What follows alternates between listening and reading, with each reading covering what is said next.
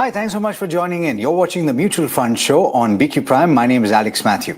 Like the name suggests, this show gets into all of the details mutual fund related and gives you answers to all the questions that you might have along your investing journey. And on that journey, the first few steps are often the toughest to make. On this particular episode, we'll be dealing with just those steps and hopefully helping you along your way. We're dealing with what I would like to call a starter guide for those that are beginning their investor journey.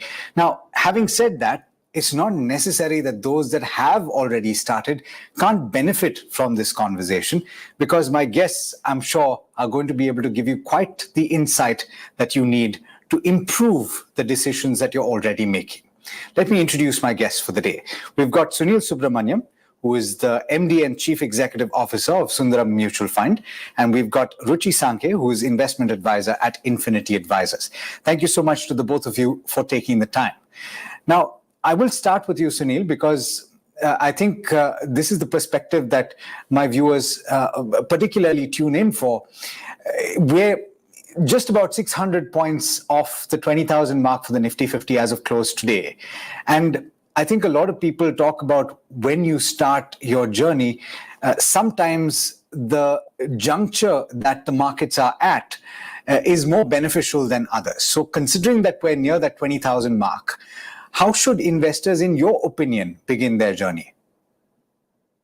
So I think, first of all, it depends on the lifetime of your investment. I think it's very important for investors to understand in what time frame they're expected to remain in the markets. And we're talking about the equity markets here. I would say that anything short of 5 years, right, is not something that, and you mentioned in the beginning of the program that you were talking about startup, right, for somebody who's new coming in.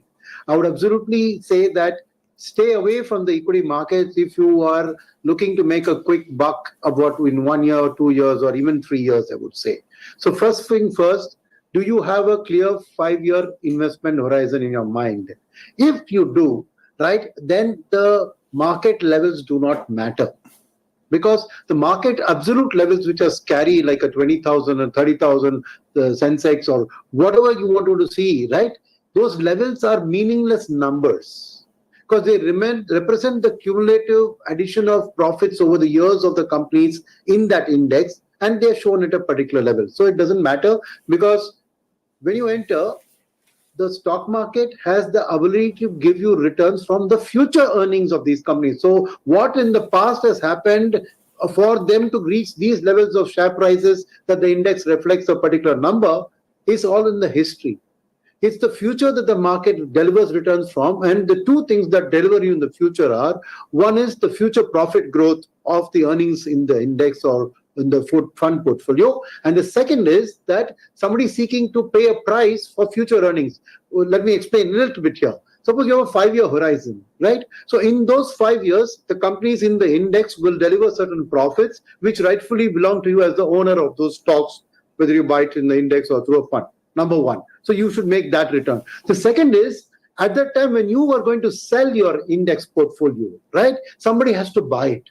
What is the price he is willing to pay for the next 5-year outlook is what you're going to encash at the end of that 5 years. So the point is, if you just look at the past track record, right, even at the highest of the highs of the market, the lifetime highs at various stages, markets have reached lifetime highs. If you stayed 5 years, right, 2/3 of the time, you had a chance of getting inflation beating returns. It's a probability game, naturally. You can't say it's guaranteed that you will get that. But 5-year plus, if you are a fairly comfortable wicket to get inflation beating returns. So as a startup investor in equities, please get that clarity in your mind. Other things that you should look at, we'll talk as the show progresses.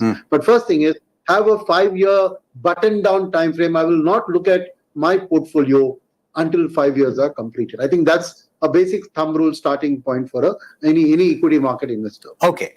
Ruchi, you speak to a lot of people in the course of your daily activities.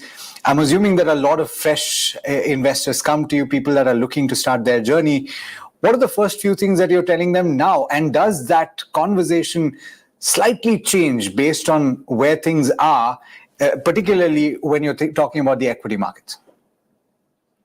While I overall agree that equity is a long-term investment, but, the market levels are very high today, and it's a little bit uncomfortable for new investors who are coming in to see that, whatever funds they put in, if you start seeing a reduction in value over the next 6-8 months, then it starts to make the investor nervous, and some of them can even withdraw. So being cognizant of that and the levels that the way they are, while the macros and micros for India are not bad at all, and you can see the corporate earnings have been strong, globally the factors, which is, the high interest rates pulling down the equity markets, the US dollar index being at the highest level, that's making the markets nervous. And that is going to have some impact on investors. So I would actually tell, even though 5-year may be a time frame that you're looking to invest in, please be cautious and stagger in investments. Is that's how I would approach the rhetoric today with the investors, and for existing investors as well. Some of the investors are looking at being underweight and then staggering in again.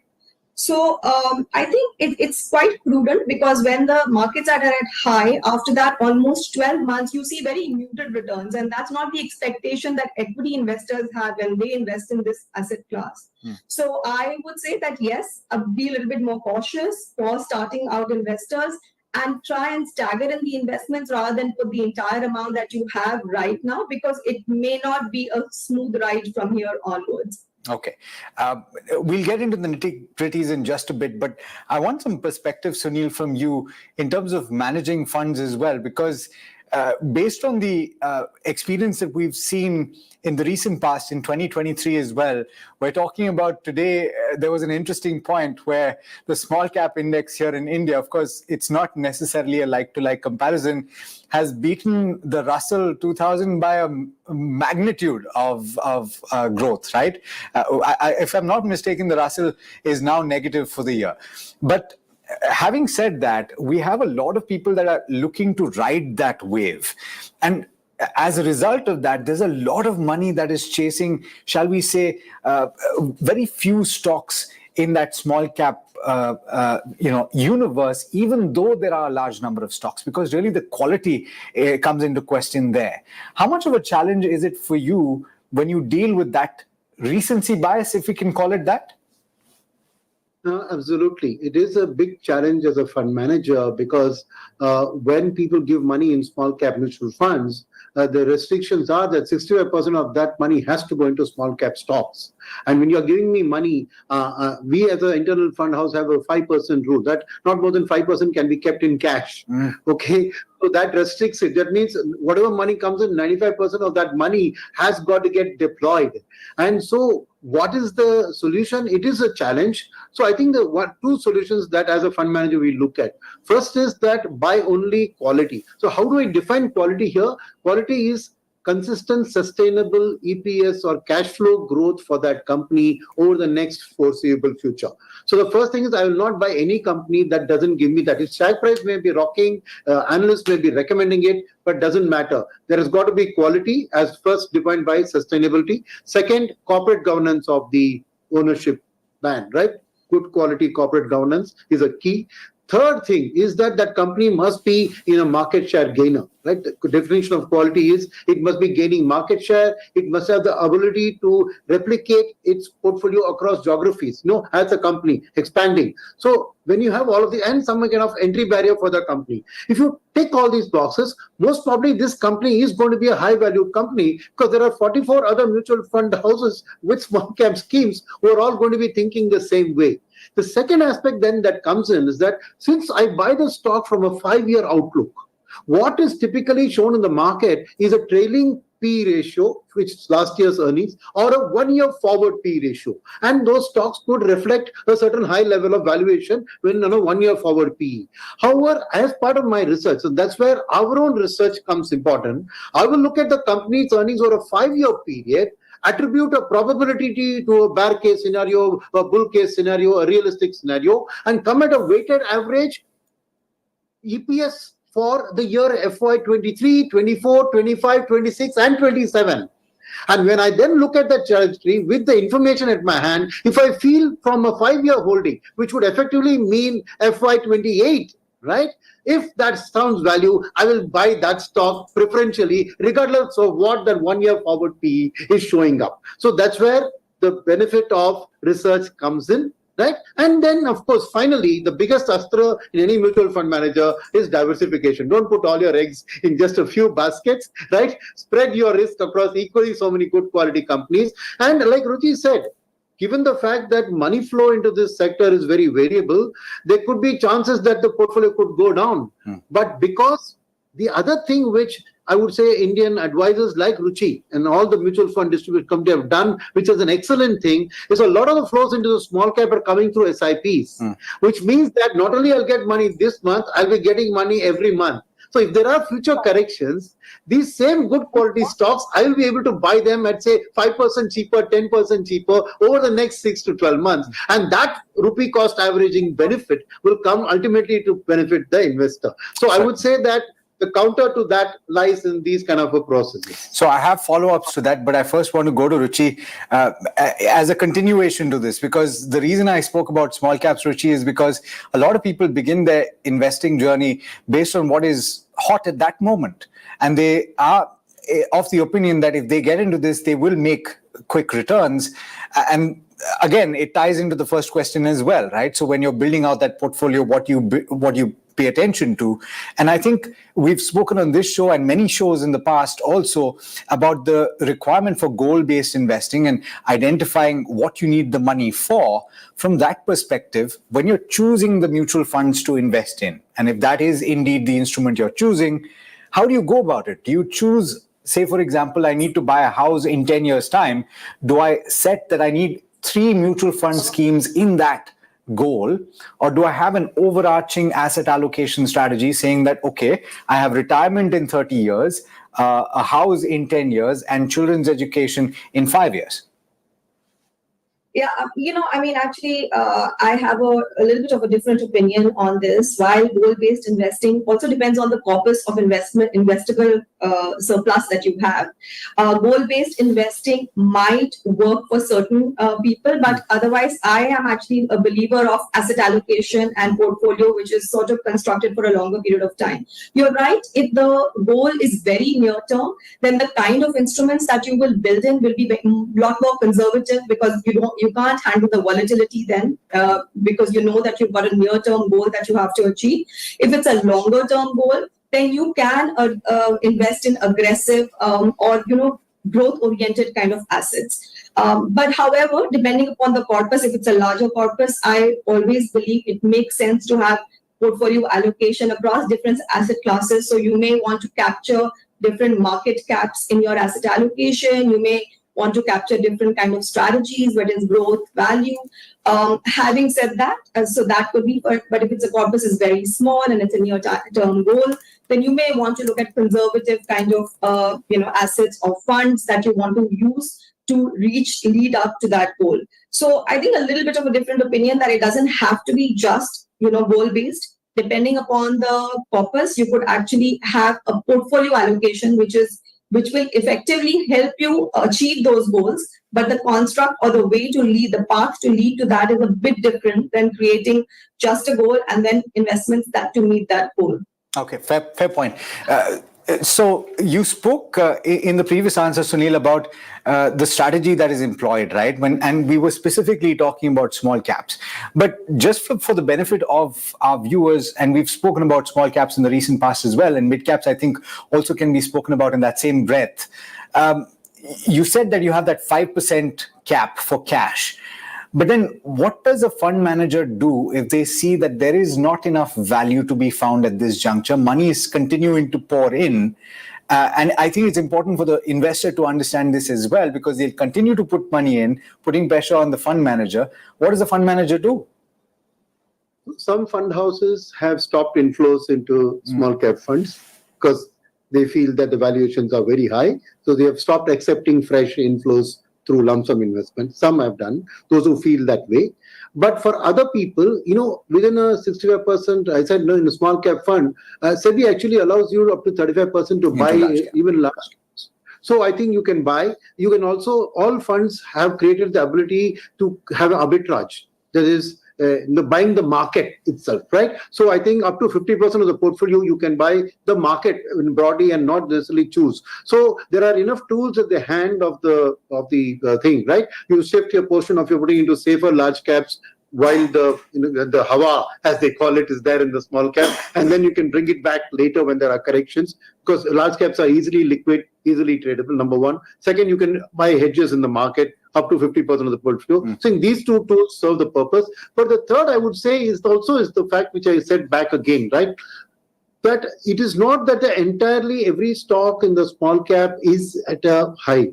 There are certain stocks only which are there. So I'm sure that if you take a long enough perspective, at today's market, I do not feel that it's a market where I should permit my fund managers to instead of take 5. This is not a SEBI prescribed rule. This is our own company prescribed rule to say I can allow 5 to 10, but I don't want to do that because I am of the view that with a 5-year outlook today, given India's growth potential, there will be corrections in the future. There will be volatility, but I think that a staggered approach, as Ruchi said, so the fund manager will effectively also stagger the money into the market that he gets, right?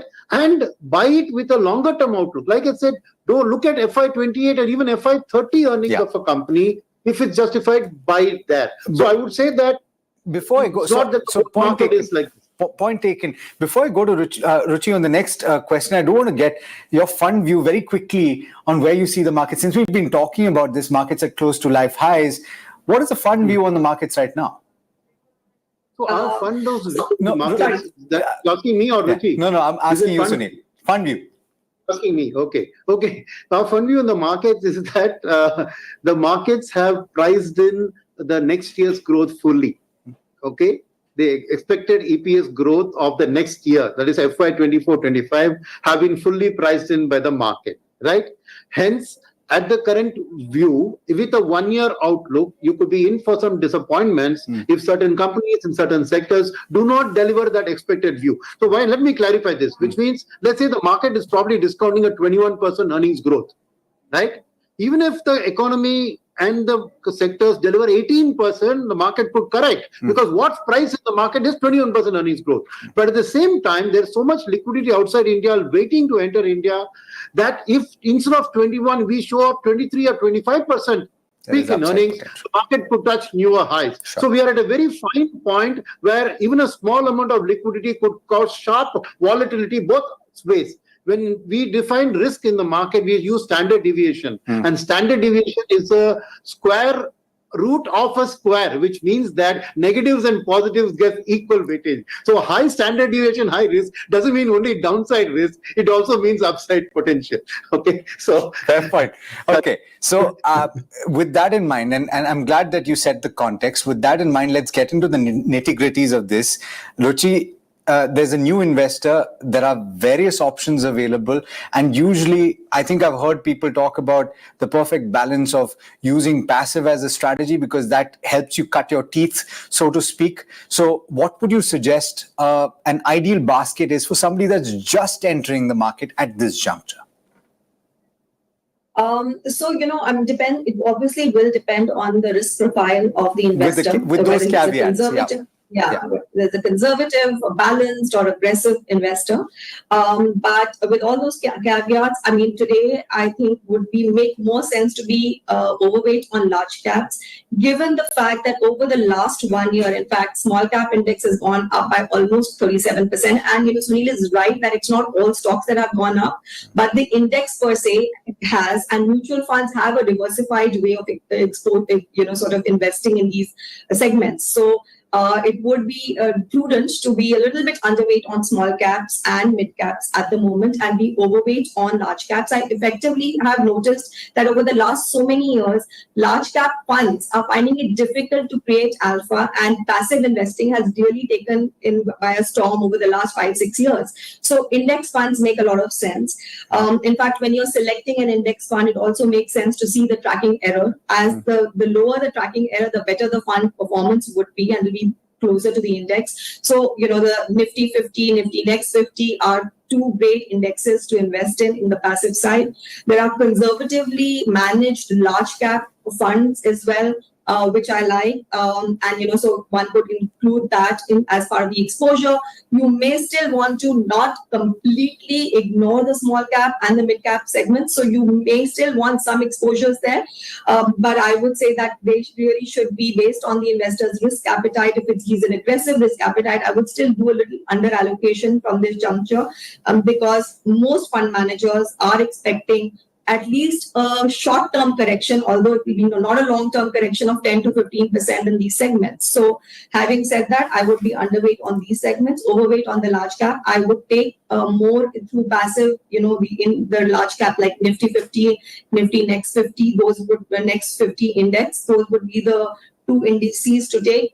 There are some very interesting flexi cap funds as well, which give you an allocation to large cap, also some international exposure, which you may want to put in your portfolio, but do it through a mutual fund route, which, would be through a flexi cap. So there is, there's one fund in this field, like a Parag Parikh flexi cap that I effectively really like, because it gives you international diversification. It gives you very value-based, conservative portfolio on the large cap side. Also, like Sunil mentioned, they also been actively using arbitrage to create, dynamically manage the positions on the equity side. So if they want to go underweight, they have very high arbitrage positions, which I think is a very good strategy, and again, a concentrated portfolio. So those would be a couple of, sort of choices. Though overweight on large cap, use a certain amount, at least 20 to 25% through passive funds. Maybe some inclusion on the hybrid funds also makes sense, because with the way the debt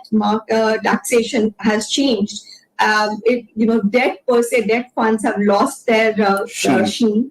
So people are taking exposure through the hybrid funds, like an equity savings fund or a balanced advantage fund, and those should also be included in the portfolio. So obviously the specific allocations will depend on the risk appetite, but those would be the segments I would touch to create a holistic portfolio for a starting out investor. And as I had said earlier, I wouldn't put all the money in immediately. I would take 6 to 8 months to really stagger in those investments and build the portfolio constructed over this period of time. Okay, fantastic. I will circle back to you on a couple of fun names, but before I do, Sunil, I want to come to you on this aspect, which is that I see that you have an equal weight index as well. And when you're talking about passive investing, of course, a lot of people go for the plain vanilla Nifty 50, Nifty Next 50, but perhaps they've not really tried to experience these other options that are there. What is your opinion in terms of how passive can add to the various dimensions that you can build in a portfolio? The two things are there. One is a plain passive helps you to, first of all, buy the market, right? If you feel the markets are going to do well, you don't want to, either you diversify over 3-4 fund managers to get the average of their performances, or you buy the market, because on an average, 2 fund managers will beat the benchmark, 2 will not, right? And like Ruchi said, in the large cap space, right, it's probably getting tougher, because the inflow of passive funds from overseas and from the provident funds in India is helping passive outperform. It's like a virtuous cycle, right? Because the money is coming into everything that's there, it comes in. The second way that passives play a part is to do minor tweakings, which don't need a huge fund management experience. Like you mentioned, our equal weighted fund. So what does that do? Like you take the Nifty 50, right? It takes 2% in every stock in the Nifty 50, equally weights all the stocks. So what it does, it gives you a median, because sometimes some stocks in the index run up and others don't. And then in life, there's always a catch up. So which means that you're always contrarian to some extent in an equal weighted fund. So it's a particular way of playing. We are saying that means the fees are very low because there's no active fund management involved. It's just a passive allocation, but it gives you a different flavor, because the bank index, for example, is 35% of the large cap. So you're ending up buying banking even though you're buying passive. If you truly want to buy all segments of the market, an equal weight gives you equal allocation to literally everything that's there. These are small tweaks. As time goes, you will find that other things like a momentum index or a factor index, these are called smart beta products. Yes. I think SEBI should not allow the word smart. They're just differentiated beta products. Smart conveys that you'll always be right. Yeah. I think which is not it. But these are flavors to give some space between active, where you charge 1.5 to 2% fees, and between passive, where it's closer to 20 to 30 basis points. These will probably charge you 30 to 40 basis points, but give you the tadka, I may call it that, is the tarka in your dal, right? So, and it could also potentially it could protect you in the event that maybe the largest constituent of the Nifty 50 has a bad year. You can protect yourself. But that is, I guess, for the more nuanced investor, that is cut their teeth. Now, having said that, you did mention, and this is kind of the close of the conversation, because one of the aspects that a lot of people look at is building that contingency fund, Ruchi, because that's one of the first steps that you need to take to kind of protect yourself from everything that could occur. So you're building an emergency fund. Now, in years past, we've spoken about liquid funds as the perfect vehicle for this. But I think that answer has changed because of the tax change that we saw earlier in the year. How would you look at this? Because you're talking about staggered approach to investing, and one other benefit of putting money into liquid funds is that you could use that STP route to push money out of liquid funds into the equity fund of your choice. And that was a great way to do it. What's your answer to this conundrum, looking at the tax aspect? You're absolutely right. Actually, the market has completely changed after March. And while contingency, and today liquid funds actually post-tax are giving lower return than even what inflation is. So you're basically depleting value of your money if you keep money into liquid funds. Unfortunately, that's the truth. So what's happening is that there are alternatives. Obviously, arbitrage funds has been one of the favorites, saying that is something that if you're looking to invest or keep your money invested for at least 6 months and more, it makes sense because it gives you similar returns to a liquid fund, but then exposes you to equity taxation rather than a debt taxation, which kind of eats up the entire return. And also the equity savings schemes, those also have a reasonable amount of exposure to arbitrage or, and the liquid side, but again, expose you to equity taxation, right? So those are options that investors have started looking at and are using to create even the contingency fund. A certain amount will always stay in short-term debt funds because that is completely safe. That has no equity component at all, right? I mean, arbitrage funds, even while we do invest in arbitrage funds, we do not advise clients who have a very short-term view of 2 to 3 months to use that option. So you will still have the requirement for liquid funds. But anything over 6 months, these are the avenues that are being used to create that contingency requirement on, for short-term call of money, arbitrage and equity savings, because at least post-tax, they're a lot more efficient than a liquid fund is. All right. Well, I think we've covered a lot of bases, and I think we've hopefully helped our viewers, at least the first-time investors, take those first steps a little easier. Thank you so much to the both of you for taking the time and for speaking to us here on BQ Prime. Thank you, Alex. Thanks. Viewers, there you have it. That was the Mutual Fund Show for you. Lots more coming up over the course of this evening. So do stay tuned. This is BQ Prime.